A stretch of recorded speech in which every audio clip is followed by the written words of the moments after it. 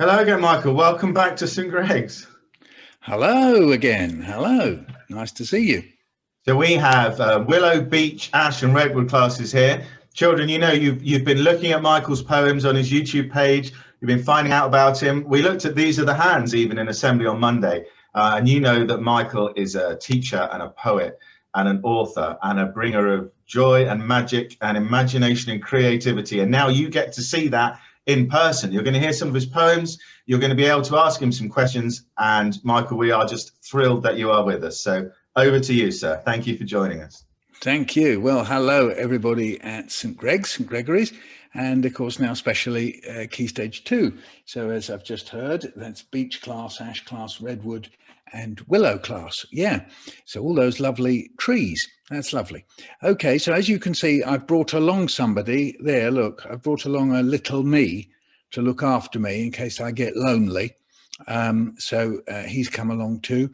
And I was showing Key Stage 1, the younger children, I was telling them about something to do with my mum, and I suddenly remembered I've got a picture of my mum. You couldn't quite see it, so I got it off the shelf, and I thought I'd show you. Look, can you see?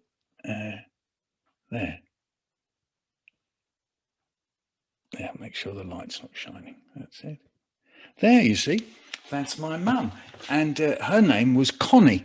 And I'll let you into a secret now. She had a job. She went to work, but you won't have heard of the work that she did. A special job. You won't have heard of this. She was a teacher. Have you heard of that? Heard of that job? A teacher. Anyway, and do you know, my dad, he had a job like that as well. You won't have heard of that either, because his job was a teacher.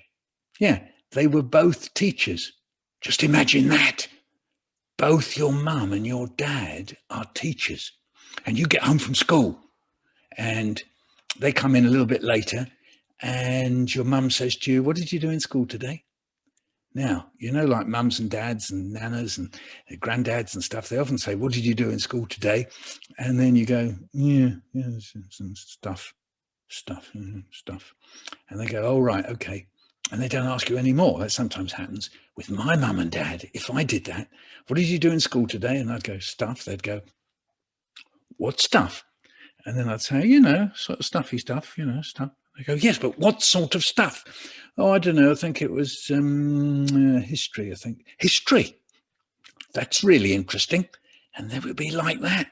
Every night you'd have those little questions, Well, there you go. That was what it was like when I was a boy. But you've got to remember, I was born in the Stone Age. Yes, I'm 3,000 years old.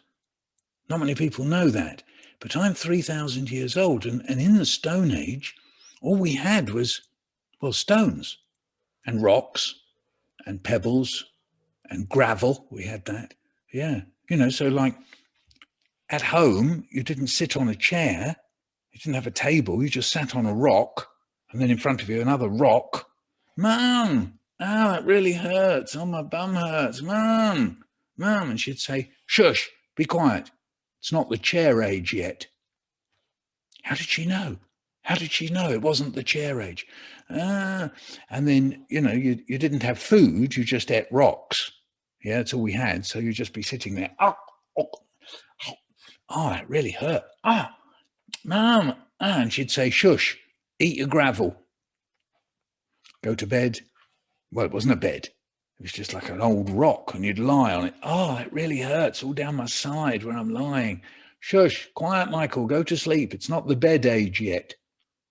Bed age? How did she know? Go to school? Same thing. Sit on a rock, no tables, just rocks. You know what Miss used to say? "Take out your rock." Right on your rock. And then you take out a pebble and you go, chum, chum, chum, chum, like that. And then the Stone Age came to an end. Have you got a wall chart at school like that? And it says Stone Age, line, and the next age. What's the next age? Is it the chocolate age, the next age? Plastic, no, what is the next? I always forget. Stone Age, line, the next age. That's what it was like, boys and girls. Walking around in the Stone Age, suddenly a big line came down. Like that. Okay, what's that? And my friend Brian, he goes, Mick, that's what he used to call me. Mick, that's the end of the Stone Age. I said, what do we do now? He said, we walk through the line. And that's what we did. Through the line into the next age. And we didn't have shoes and socks, but there were some shoes and socks lying there. And I thought, oh, right, it's the shoes and socks age now. That's brilliant. And then we went to school and a lot changed. The teacher who used to say, take out your rock, she wasn't there anymore. We had a new teacher. And this new teacher, just after the end of the Stone Age, 3,000 years ago, she was so strict. She was so strict. You weren't allowed to breathe in her lessons. That's true. She used to stand out the front and say, no breathing.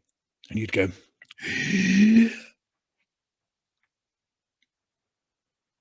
and you had just the time, you had to all the time from the time you first came into school till playtime without breathing.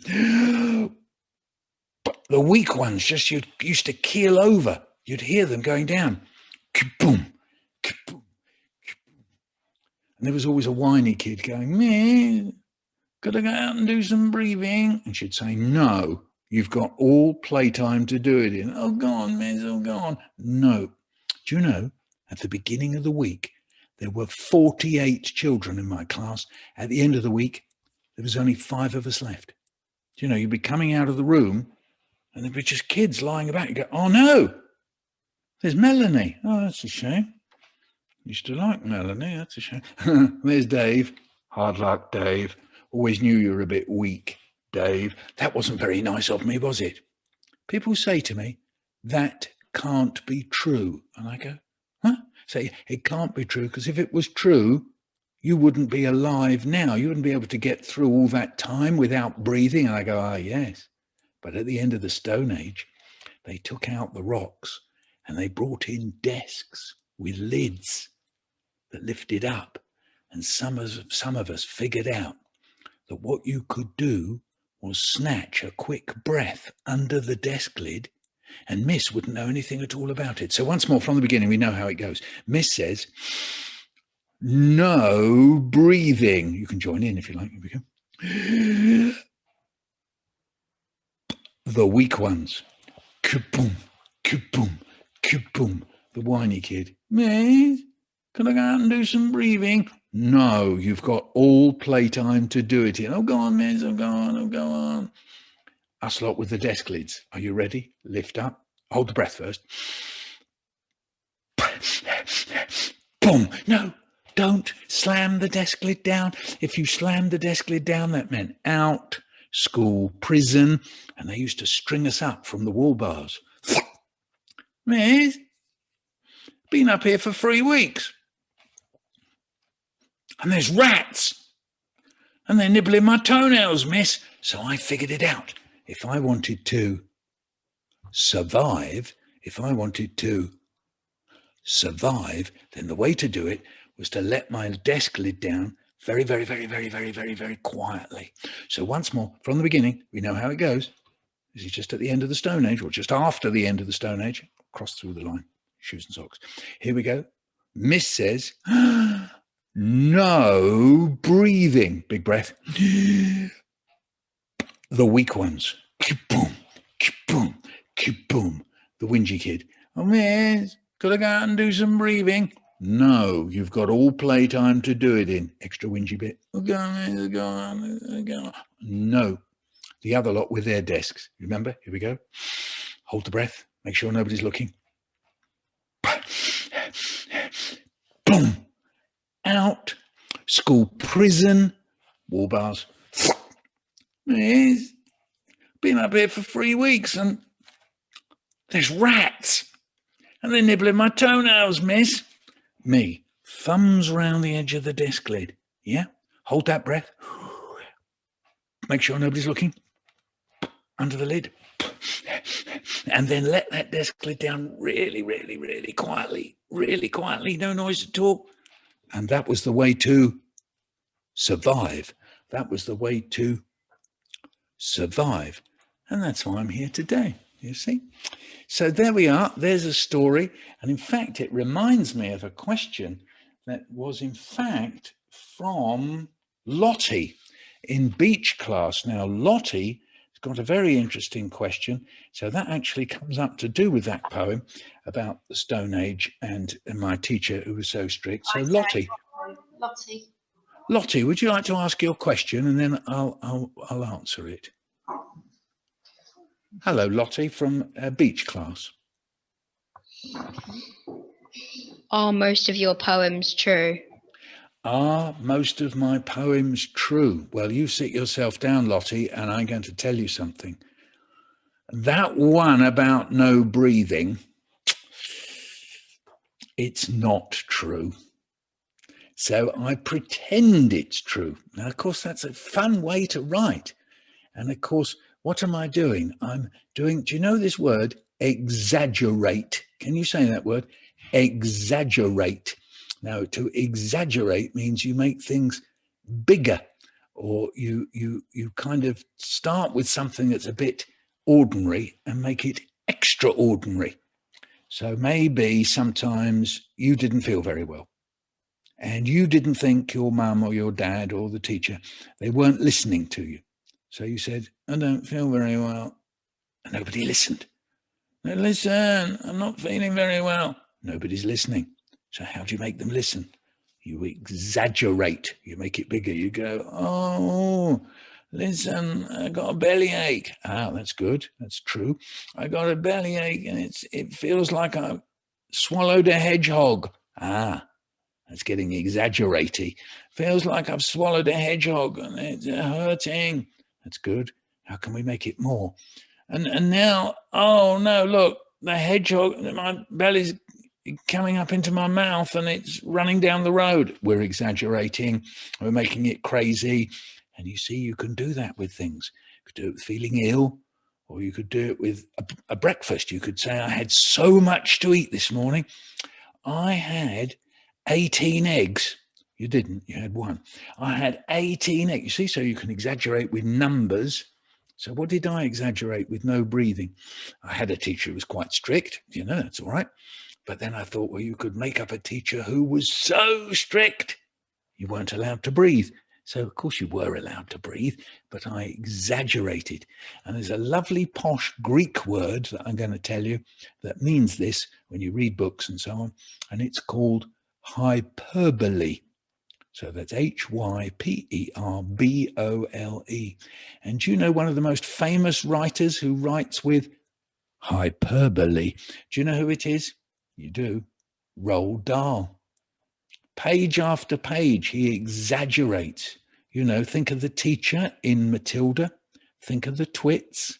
That's exaggerated writing. People are so horrible in Roald Dahl stories. They're exaggerated. So we call that hyperbole. So there we are. There's that. We fitted that question into that thing, and then we did strict, didn't we? And some of you, I mean, when you write poems, you see, you use words. And so words you can play with, almost like you play with Lego or bricks. So if you take a word like sticker and you take a word like ticket, they sound a bit the same, don't they? Sticker, ticket, sticker, ticket, sticker, ticket. Could you make a poem where you mixed up the two words, sticker, ticket, sticker, ticket? He had a little sticker and he had a little ticket, and he took the little sticker and he stuck it to the ticket. Now he hasn't got a sticker and he hasn't got a ticket. He's got a bit of both, which he calls a little sticket. And all I did there was start with sticker and ticket. Do you think you could do that? He had a little sticker and he had a little ticket, and he took the little sticker and he stuck it to the ticket. Now he hasn't got a sticker and he hasn't got a ticket. He's got a bit of both, which he calls a little sticket. Did you join in? I hope you did. So I'll tell you what, we're going to see whether we can say it a bit faster so it becomes what we call a tongue twister. Here we go. Are you ready? He had a little sticker and he had a little ticket, and he took the little sticker and he stuck it to the ticket. Now he hasn't got a sticker and he hasn't got a ticket. He's got a bit of both, which he calls a little sticket. Did you do that? I hope so. We'll see whether you can try that. And it's fun, you see, with words. And if you think, quite often you watch on TV, you watch people who do rap, people like Stormzy or whoever you like, or people you watch, or maybe you don't. But anyway, they play with words a lot. And I was once wheeling my little boy out in his buggy, and he didn't think I was going fast enough. So I was wheeling along and he went, faster. I thought, well, I'm going quite fast, but I'll try harder. And he went, faster. And then I started thinking, what if he was in his buggy and he could be like a rap baby, a baby who could rap? What would that sound like? I glide as I ride in my boogie-woogie buggy, take the corners wide, just see me drive. I'm an easy, speedy baby doing the baby buggy jive. Yeah, I'm in and out the shops. I'm the one that never stops. I'm the one that feels the beat of the wheels, all that air in my hair. I streak down the street between the feet that I meet. Repeat, I streak down the street between the feet that I meet.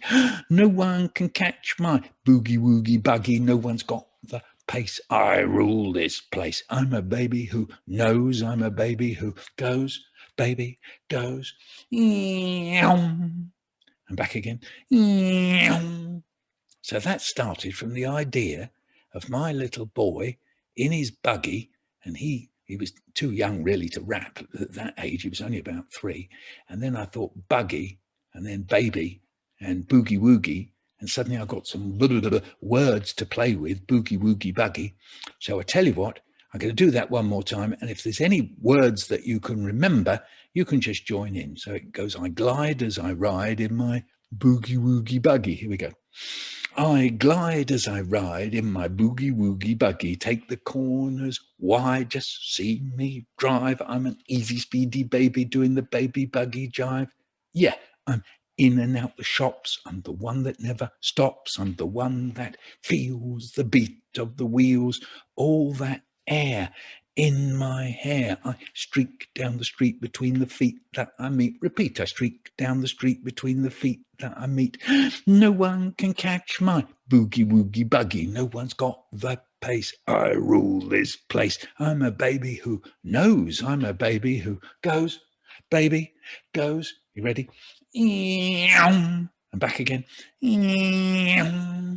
Very good. I hope you're able to join in with that. I'm just going to have a little sip of water. So I tell you what, I must keep an eye on the time. So let's just have another question. So this time, let's have, is it name from Ash class? Is that right? Hello, Ash class, you've got a question? What is your favourite poem that you have written and someone else has written? Okay, thank you. And what is your name? Max.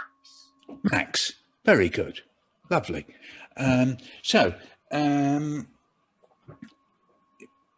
So what is your favourite poem that I've done? Well, actually, that No Breathing is one of them. Also, I like that one that I did that goes, we sit down to eat and the potato's a bit hot. So I only take a little bit and I blow till it's cool, just cool, into the mouth. Nice. And there's my brother, he's doing the same. You can join in. Till it's cool, just cool, into the mouth. Nice. And there's my mum, she's doing the same. Here we go. We know. Till it's cool, just cool, into the mouth. Nice. But my dad, what does he do? He stuffs a great big chunk of potato into his mouth, and that really does it. He blows, he puffs, he yells, he bobs his head up and down. He even, sorry about this, spits a potato onto the plate. And he turns to us and he says, watch out, everybody. The potato's really hot. We knew that, didn't we? We were the ones blowing on the food. He's the one who stuffed it into his mouth, and he's the one saying, watch out, everybody, the potato's really hot. You know, come on. So there we are. There's my dad. So that's another one of my favorite poems. I like my little down behind the dustbin poems that I do. I could do down behind the dustbin. I met a dog called Jim. He didn't know me and I didn't know Dave. No, that's not right. Try again. Down behind the dustbin, I met a dog called Jim. He didn't know me and I didn't know him. That's it. Do you know, in a school once, I did that. I said, down behind the dustbin, I met a dog called Jim. He didn't know me. I didn't know him. And this boy said, well, how did you know his name was Jim then? I said, sorry, no, I don't know. I can't answer that one. Sorry. Down behind the dustbin, I met a dog called Sid. He could smell a bone inside, but he couldn't lift the lid. Down behind the dustbin, I met that dog called Sid. He said he didn't know me, but I'm pretty sure he did. Down behind the dustbin, I met a dog called Barry. He tried to lift the bin, but it was too heavy to carry. You're well away here. Down behind the dustbin, I met a dog called Nicola. Nicola. What rhymes with Nicola? Nicola. Down behind the dustbin, I met a dog called Nicola. She looked a bit like an onion, so I thought that I would pickle her. That's it. Yeah. Did you get that one? Down behind the dustbin, I met a dog called Louisa. Louisa. Down behind the dustbin, I met a dog called Louisa. There was another dog there, and she was trying to squeeze her. Yeah, down behind, that's a sort of London way of talking. Right? Down behind the dustbin, I met a dog called Felicity. What rhymes with Felicity? Down behind the dustbin, I met a dog called Felicity. It's a bit dark down here because they cut off my tail. No, that's not. Down behind the dustbin, I met a dog called Felicity. It's a bit dark down here because they cut off my electricity. Yeah, and you see, you could make up ones yourselves. Down behind the dustbin, I met a dog called Max. You said there, you said your name was Max. He was fast asleep on a pile of sacks. That would do, wouldn't it? Or maybe you could think of some better ones. Yeah, down behind the dustbin, I met a dog called Sax. I met a dog called Max. He was wearing some trousers, but I think that they were Jack's. They were Jack's trousers. Yeah? No, does that work? No, I'm not sure whether that works. Very good. Okay. So look, let's have another question. This time, this is going to be from Ellie in Redwood class. Oh, the Redwood stage. No, it's Deadwood, isn't it? Okay. Ellie. Hello, Ellie. I think your mum just wrote to me on Twitter. Ellie, here we go. Are you there, Ellie? Very good.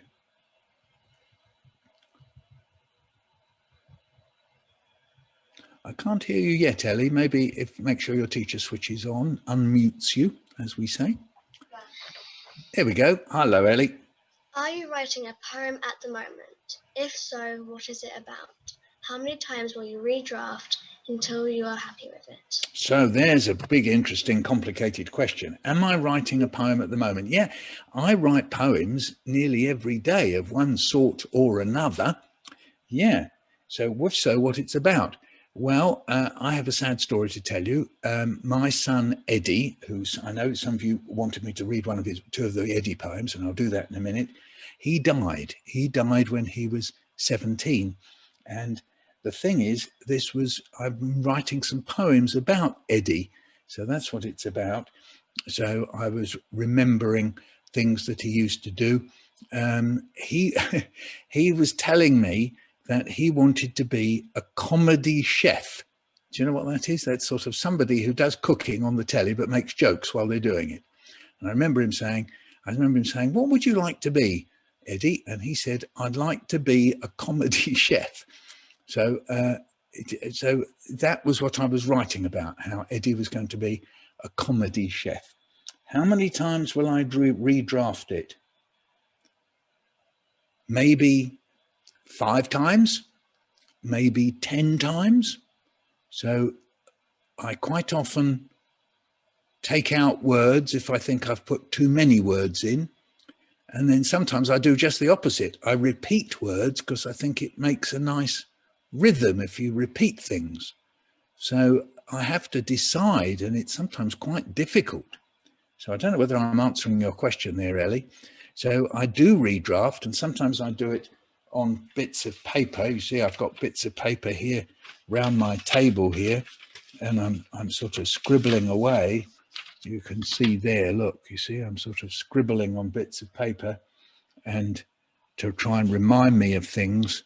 And then, see, I'm a very scribbly person. There, look, like that. And so I'm scribbling, and then I scribble things out. And sometimes I use my phone. My phone has got a little notebook page. Here we go. There, you see. I'll show you, look. Oh, it's blank at the minute. It'll come up in a moment. Notes. There we go. Can you see? There, look. And see, it says, look, Pinner Poems. Can you see that? 3 down, Pinner Poems. And that's to do with where I was brought up, which is a place called Pinner. You can make up a poem about Pinner. Down behind the dustbin, I met a dog called Pinner. He hadn't eaten much, so he was getting thinner and thinner. Yes, there we are. It's a bit of freestyling going on here. So look, so thank you ever so much, Ellie. So I think I've answered your question. So now we'll get to Eddie. So some of you said you like Eddie and the nappy, Eddie and the gerbils. So I tell you what, shall we do Eddie and the gerbils? And no, that's not in that one. It's in that one. So I don't know this one off by heart, so I'm going to be really sorry. I'm going to read this one to you. I hope you don't mind. Maybe you know it better than me. Who knows? That's Eddie and the birthday. Here we go. Where's Eddie and the gerbils? Eddie and the shreddies. Where's Eddie and the gerbils? I've lost it. Eddie and the gerbils, where are you? No, does anyone know what page it is? Eddie and the birthday. Eddie and the nappy. Go-kart. Eddie and the gerbils. Not long ago, we went on holiday with some people who've got gerbils. We haven't got any pets. And Eddie, he was 2 years old. He thought they were wonderful. He was always looking in their cage going, "Hello, gerbils. Hello, gerbils."